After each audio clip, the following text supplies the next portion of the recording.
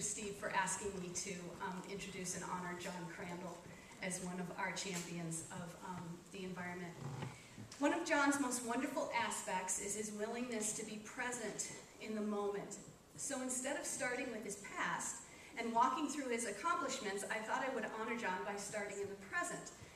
But since this award is about all the past actions John has taken to further the triple bottom line, I'll try to include something about renewables and bicycles and fashion shows with clothes made out of recyclables.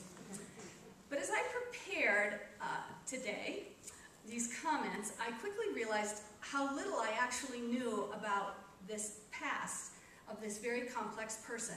And so I did what any respectable introducer would do. I turned to Google. Then, instead of summing up his past, I kept discovering new things about him. So I created a timeline from present to past with some tidbits about John that I hope you will find of interest and will be inspired by. Inspired to be who you are each day and how to contribute that to this changing world as John does every day. And I begin with Thich Nhat Hanh.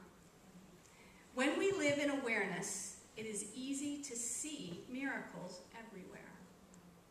Tonight at 5 p.m. when I arrived, there was John smiling with that "tell me something new and interesting" look he has, his curiosity boring into your brain.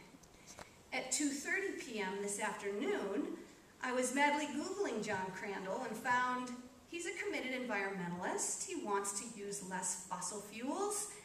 He may be a relative of Elder John Crandall from England, who preached religious tolerance and peaceful coexistence. Or the executive producer of the SU Drag Queen show? Oh, well, you know, Google does have its limits.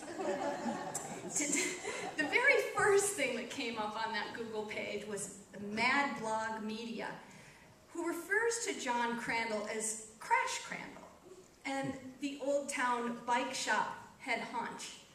I'm going to keep those in my lexicon for future use. At 2 p.m. today, I was talking to Kathy, again cramming for this tonight, and found out that Crash Crandall's news that he has to undergo another surgery on his femur. Sorry. There will be a prayer service for you, St. Mary Catherine Crandall, immediately following this event. 4 months ago, I saw John at the Pikes Peak Sustainable Business Network annual celebration, which is an organization, if you didn't know, that was really conceived by John, and I'm going to guess 10 years ago. I don't know if that's right, but he has really been nurturing, and that event had, it was their really first big event with 132, 160 organizations now joined on and really full-fledged. John has great credit for that.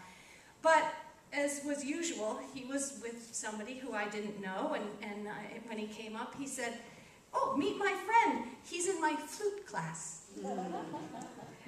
There's another one of those aspects about John. He's always stretching himself, and hence he stretches each of us.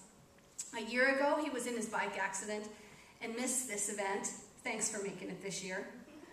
6 years ago, maybe almost not, 6 years ago, he was on a journey of the solar array. We're not unlike the Stations of the Cross, where penance is required as you learn that your roof will not support solar panels, or that it will cost a third more than budgeted, or produce less savings, or the controls don't work as planned. But as always, his strength as an innovator, a trendsetter, and a collaborator set the bar for success, and he remains the leader in the community, assisting those of fainter hearts and minds to succeed. 13 years ago, he moved his shop for the 4th time to South Tejon as an anchor business in a yet-to-emerge part of town. And it was 1976 that he first opened the shop, his bike shop on West Colorado Avenue. Both these decisions, and many more in between, exemplify his signature smart businessman acumen, ahead of the curve and walking his talk action that makes up the whole of this truly triple bottom guy.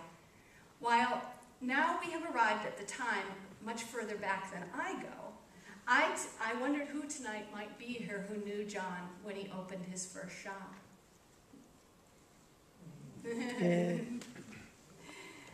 I would be remiss in not mentioning that the people part of John, I would be remiss in not mentioning the people part of John and how his business has always been about his employees, their success, and the well-being of his customers as well.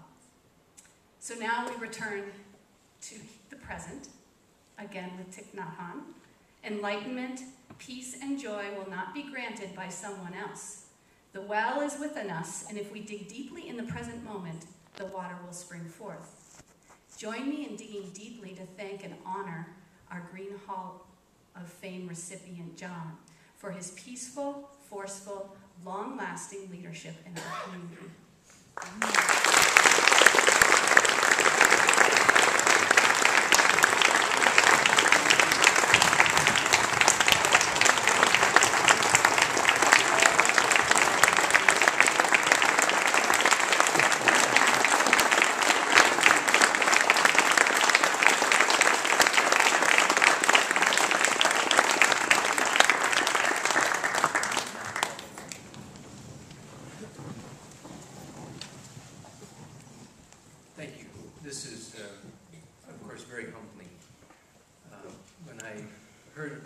And that Annie was going to introduce me, my first response was, maybe we can just give Annie one more award and I won't have to speak.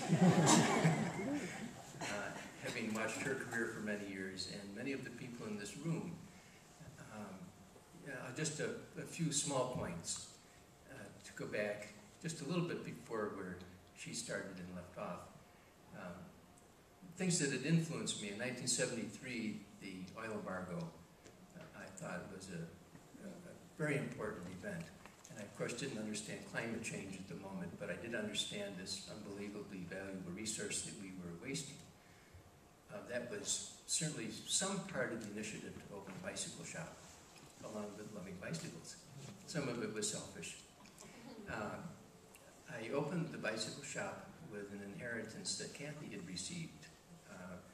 And fortunately, we have prospered over those years. As I say, it's difficult following Annie. There's so much, and I kept looking for who you were talking about, but thank you. I also want to thank Steve and the group for having the patience to wait for me a year to come here to receive this award. And last year, I was given a poster that many of you had signed off on. It's on my desk. It was very touching. It's still there and much appreciated. As I'm here this evening and hear some of the wonderful projects that you have also heard about, it makes me realize that the reason I'm here is never having done really any grand projects, but done a little bit for a whole lot of years. It is heartening to see what people are coming up with. Some of you have heard me say one of the great days of the year for me is attending the local regional science fair. And I go with a $100 check in my pocket. And the check is given to a young student whose project is sustainability. And I'm the sole judge. It's an amazing power trip. But it also is a beautiful education and incredibly heartening to see how many bright young people there are committing to that subject and to just understanding nature in general. But I mentioned also doing a lot of little things over a lot of years. It also reminds me that the success of any of the things in this community really comes from the interrelationships and the interdependence that we all have. No one person can do everything. Annie certainly has done as much as anyone in this community, and I was well aware of what she had contributed long before we had actually met in the first Trails and Open Space Coalition effort. And if many of you know the normal funding efforts in this community, not too many things pass. TASC has passed a couple of times, and mainly because of her efforts, and then some other people as we came along. But this interrelationship part, one of the things I wanted to mention is an indication of that and the importance of the things that you don't see. Pikes Peak Community Foundation, as an example, should be getting an award in my book. And that's because they have created a very willing ability to help fund the small nonprofits, or if not fund, at least provide a